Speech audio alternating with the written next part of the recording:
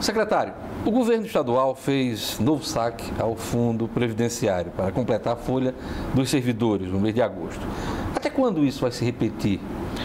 O governo vai devolver o dinheiro dos aposentados até o final do mandato, como prometeu o governador Robson Faria?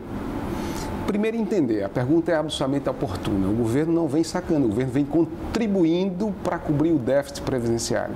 De janeiro até agora, mensalmente o governo aporta recursos na Previdência para cobrir o déficit previdenciário. E o IPERN complementa essa diferença para pagar os inativos e pensionistas. Então, a bem do rigor da lei, Diógenes, o que é que o governo está fazendo? Ele não está sacando, ele está aportando recursos do Tesouro. Vamos tentar entender o que é isso. A contribuição patronal com a contribuição do servidor, somada 22% do patronal com 11% do servidor, não paga a folha dos inativos e pensionistas. Gera-se um déficit, que em agosto foi de 89 milhões. Perfeito? Então, esse déficit que é gerado, o Tesouro tem que cobrir, ou então o próprio Instituto de Previdência, com as receitas que tem, com os recursos que tem que cobrir e pagar inativos e pensionistas. Isso que é uma reserva técnica que o Instituto tem para usar em momentos de crise. Portanto, desde janeiro o governo vem aportando recursos para cobrir esse déficit. Foi feito dezembro, foi feito janeiro, fevereiro, março, abril, maio, junho, julho. O governo bancou essa diferença integral, contribuiu para cobrir esse déficit integralmente, sem que o IPERN acessasse reserva. E agora, em agosto, o governo contribui com 34 milhões de reais e o IPERN coloca a diferença para cobrir o déficit. Então está todo mundo errado? Todo mundo só fala que o governo está sacando o fundo para poder completar a folha de Porque é uma pagamento? compreensão de raiz equivocada. O recurso é do IPERN e para os inativos e pensionistas. Não está sacando para pagar ativos, para pagar custeio, para fazer investimento. O recurso é o fundo financeiro do IPERN, que foi unificado em dezembro e que está disponível para pagar inativos e pensionistas. O ideal é que é como se fosse uma poupança que nós temos, né? Ou seja, se acessa a poupança quando? Quando o momento é difícil, perfeito? Quando as receitas caem fortemente, vai lá e se acessa a poupança, perfeito? Agora, a lei diz o seguinte, que unificou os fundos, a lei de dezembro, né? Que até abril, aquilo que o governo sacar deverá restituir ao fundo até dezembro de 2018. Então, o governo tem ainda 3 anos e meio para restituir ao fundo o que foi sacado até abril. Em valores, mais de 500 milhões em torno de 500 milhões, precisam ser restituídos ao fundo para essa reserva técnica, para esse colchão de segurança do Instituto, para que em momentos de crise aguda possa ser acessado. O saldo que está lá, o saldo financeiro da conta do FUFI, é o saldo das massas que foram unificadas, que está disponível para pagamento dos inativos e pensionistas. Então, se tem um déficit, é muito natural que o IPERN vá lá e acesse esse saldo. Mas o governo vem desde janeiro contribuindo para essa diferença, para que o IPERN não acesse todo esse recurso. O governo vai lá e contribui. Vai lá e contribui com 50, com 55, com 30, com 35, com 85, como fez nos 3 últimos meses, e agora, né, contribuiu com 34 milhões e o IPERN com a diferença para manter o salário dos inativos. O Tribunal de Contas do Estado abriu auditoria agora em agosto para investigar essa movimentação do FUNFI e a Assembleia tem cobrado explicações do governo em torno destes saques, que este é o entendimento geral. O governo tem as explicações e está tranquilo diante dessas cobranças e dessa investigação? Absolutamente tranquilo. Absolutamente tranquilo. Matéria absolutamente pacificada. Isso não é a Assembleia como um todo. São alguns deputados legitimamente, corretamente, estão no papel dele, é perfeito. Até porque esta lei, né, foram os deputados que aprovaram, não é isso? Então não tem qualquer dificuldade. O tribunal, se estiver fazendo o exame, também não tem qualquer dificuldade, até porque os inativos e pensionistas que estão sendo pagos também são inativos e pensionistas do Tribunal de Contas, do Ministério Público, do Tribunal de Justiça e do Poder Executivo. Imagine o que seria, né, nós termos um atraso de pagamento nos inativos e pensionistas desses poderes e órgãos e executivo. Imagina o que seria atrasar, a exemplo do que vários estados já estão fazendo, para a economia do Rio Grande do Norte. A causa é nobre, mas há uma preocupação em torno da restituição desses valores e, no futuro, a previdência e o benefício desses servidores esteja ameaçado. O senhor garante que não há qualquer tipo de ameaça ao Fundo Previdenciário? Veja, é a obrigação do Poder Executivo, seja do Rio Grande do Norte ou do país ou de qualquer prefeitura, município, assumir as folhas dos inativos e pensionistas se o Instituto e as contribuições patronais e dos servidores não forem suficientes. Então, isso não há porquê os servidores estarem preocupados com relação a isso, sobretudo os inativos e pensionistas. Essa é uma matéria que não tem o que discutir. Essa reserva financeira, que é uma reserva técnica, ela tem que suprir exatamente nos momentos de crise. Então, se temos uma economia desaquecida, se existem frustrações de receitas, que é outro tema que, se você quiser abordar, na casa de 304 milhões de reais, de janeiro a agosto, o Estado tem que, além de fazer saúde, educação, segurança, duodécimo dos poderes, precatórios, serviço da dívida, folha, e manter a folha em dia. Esse é o grande desafio para todos nós. Este é o ponto que eu quero entrar agora, né? O Rio Grande do Norte corre o risco de viver o drama atual do Rio Grande do Sul, né? Atrasos, parcelamento, dívidas sendo roladas, enfim, servidores, greves, bloqueio de contas, de recursos por parte do governo federal. A gente pode viver esse caos financeiro que ocorre hoje no Rio Grande do Sul e em outros estados, secretário? Não só o Rio Grande do Norte, vários estados, vários entes federados e prefeituras correm esse risco. Vários estados já transferiram o pagamento de suas folhas para o dia 10.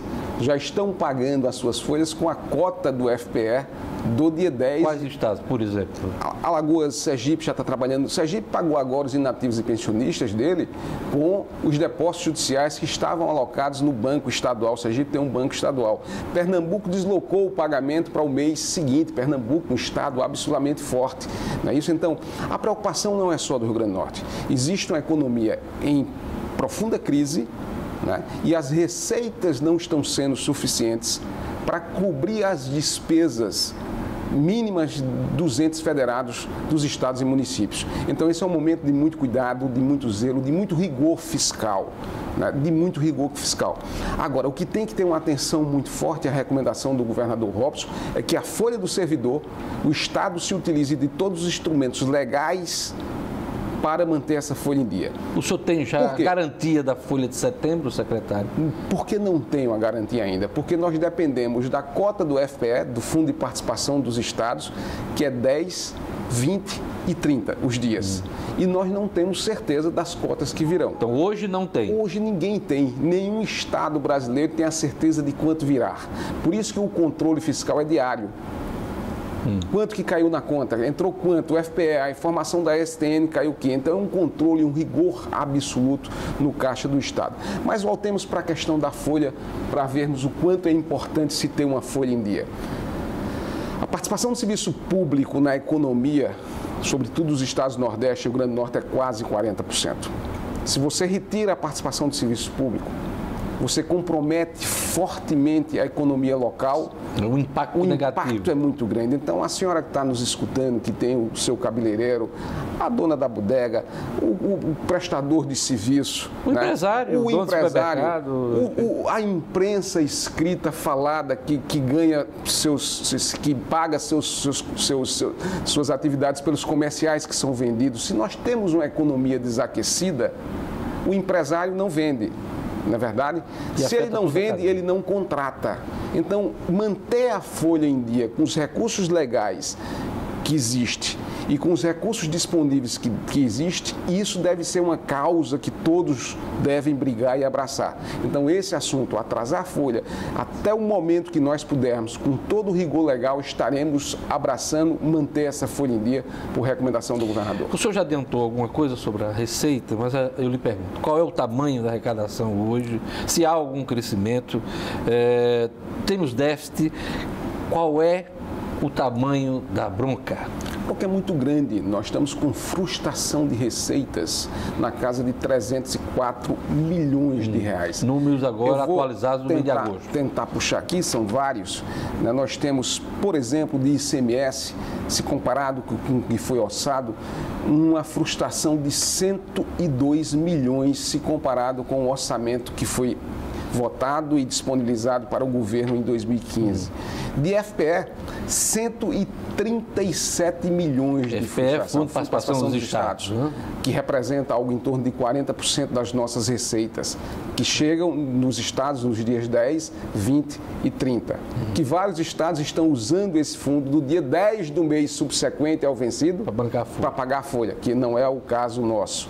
De royalties, uma frustração em torno de 40% de royalties do petróleo. Absolutamente importante para o Rio Grande do Norte. Nós estamos com uma frustração de 99 milhões de reais de royalties. E isso totaliza 305 milhões de reais de frustração neste mês de agosto. Né? Acumulado de janeiro a agosto. Né? Dados acumulados de janeiro. 18 meses. Nesses 8 meses. Então é um momento muito crítico da economia, não só do Rio Grande do Norte, mas da economia do país. Né? Eu costumo dizer que nós não estamos isentos, nós não estamos numa redoma de vidro protegido de uma dinâmica econômica que está afetando o país e também o mundo agora. A China desvaloriza a moeda. Então, a China é compradora mundial muito grande que impacta fortemente o país. Então, é um momento de muito controle, de muito rigor fiscal, de muita atenção, de preservar os aspectos legais, manter a todo preço a folha dos servidores em dia, com os instrumentos legais que dispomos, para que a economia do Rio Grande do Norte continue crescendo. Então, isso é muito importante. Secretário, o governo ainda aguarda o aval do Tesouro Nacional para contratar o empréstimo de 850 milhões de reais autorizado pela Assembleia Legislativa, que será contratado junto ao Banco do Brasil. Só que esse dinheiro ainda não saiu, esse aval não saiu. Em que pé está essa história e se o empréstimo ainda é viável? Isso, perfeito. Nós aguardamos, tivemos diversas vezes já em Brasília acompanhando o governador, tivemos com o ministro Levi também fazendo um apelo para que o Ministério liberasse a contratação dessa operação de crédito junto ao Banco do Brasil. O ministro Levi já manifestou bastante preocupação com as operações de créditos. Recentemente, há 15 dias atrás, bloqueou todas as operações de créditos internacionais dos estados para com os bancos internacionais. E as operações de créditos que estão tramitando no governo, não é isso? A exemplo da do Banco do Brasil, cujo o Rio Grande do Norte vem pleiteando com lei autorizativa permitida pela Assembleia, continua ainda tramitando no governo, tá certo? Nenhum estado, nenhum ente federado, nenhum estado do Brasil conseguiu acessar este ano nenhuma operação de crédito ainda. Mas assim, é possível que isso ocorra ainda esse ano ou estamos presos a essa situação de calamidade financeira nacional? Existe uma meta fiscal do governo federal a alcançar. Ele busca um superávit primário. Né? E o endividamento dos estados entra nessa conta. Entra na conta do governo federal. Então isso é muito preocupante. E amarra qualquer operação. Estamos fazendo o nosso trabalho, pleiteando, fazendo uma ação política muito forte, toda a bancada do Rio Grande do Norte, mas infelizmente é uma permissão agora do governo federal. Eu estou perguntando isso, essa questão desse empréstimo, porque o governador depende desse empréstimo para dar como garantia, contrapartida em obras estruturantes e sociais aqui do Estado. Quer dizer, seria o dinheiro que ele teria para investir e atrair investimentos para o Estado. Qual é a capacidade de investimento do Estado hoje, secretário? Eu não diria o governador, o Rio Grande do Norte depende disso. Existem vazios de infraestrutura históricos no Rio Grande do Norte e no Nordeste do Brasil. Mas como gestor, é o governador que precisa... Perfeito. Mas é a população que vai ser beneficiada. É beneficiada. Então, se a gente observa mais largamente, quem tem que pleitear é o Nordeste do Brasil, se comparado com os investimentos que o Sul e Sudeste têm. Os vazios de infraestrutura que existem no Nordeste brasileiro são muito fortes. E as desigualdades intra-regionais também no Nordeste são muito visíveis. Você tira Bahia, Pernambuco, Ceará, já destacado, e mesmo assim muito aquém dos estados Sul e Sudeste. E dentro do Nordeste, então, tirando Bahia, Pernambuco e Ceará, aí as desigualdades ainda são brutais. Mas qual é a nossa capacidade de investimento? Vou chegar lá. O que ocorre, né, isso com isso? Se nós não tivermos operações de créditos e margem de endividamento, o estado do Rio Grande do Norte tem para isso. A capacidade de investimento do Rio Grande do Norte é nula, é muito pequena. Nula? É zero? Muito pequena. Há exemplo de vários estados, todos os estados. Por quê? Porque as receitas do Tesouro apenas estão dando para cobrir folha para os estados que estão em dia, a exemplo do Rio Grande do Norte. Do 10º dos poderes, precatórios e serviço da dívida. O que é que sobra para custeio? Muito nada. Pouco, e investimento muito nada. Por isso que as operações de créditos, os empréstimos, as ações do PAC, né, as transferências da União, são absolutamente importantes para esses estados. Imagine que os estados grandes, mais fortes, estão sofrendo, o que dirá os estados que não têm uma economia tão dinâmica como isso? Então a capacidade de investimento é muito pequena. Secretário, para terminar, o governo entregou o plano plurianual à Assembleia Legislativa. São previstos mais de 45 bilhões de reais em 4 anos, 2016 a 2019, para gasto com pessoal, custeio da máquina pública e investimentos. Eu queria que o senhor destacasse aí alguns pontos importantes deste plano. Fundamental a entrega do plano. Eu acho que esse plano tem algo de novo incorporado a ele. As cores da população, as digitais da população. Por recomendação do governador, visitamos os 10 regiões do estado, escutando, debatendo as necessidades, as aflições e também expondo a moldura fiscal do estado, porque nem sempre todos os desejos e vontades o estado tem condição de bancar. Mesmo assim, foi um orçamento participativo. Isso, por isso que eu estou chamando de participativo, nós chamamos de participativo, porque fomos as populações, as regiões do estado, debatendo o que seria a construção dessas grandes diretrizes, as metas a serem alcançadas. E entregamos à Assembleia, no início dessa semana, na segunda-feira, ao presidente Ezequiel, a peça do PPA participativo, não é isso? Que será objeto de enriquecimento pelos deputados. Espero que eles possam enriquecer de forma legítima, correta, com o conhecimento que têm. Então, é uma peça que traz, sobretudo, a participação singular da população, como também um campo de monitoramento, que é o que nós chamamos de controle social. Precisamos ter transparência e controle social absoluto no gasto público. Então, essa peça define muito bem isso. Ela tem um capítulo com as análises socioeconômicas, um capítulo com a análise fiscal do Estado nos 4 anos seguintes, e ela irá ser o grande balizador para a elaboração das leis orçamentárias, que será entregue agora no dia 17 de setembro. É isso aí. Eu gostaria de agradecer a entrevista do secretário Gustavo Nogueira ao portal numinuto.com. Obrigado, até uma próxima oportunidade. Eu que agradeço, Jorge, a você. Para mim é um privilégio, uma alegria imensa poder estar participando e ter uma interlocução tão qualificada quanto a sua.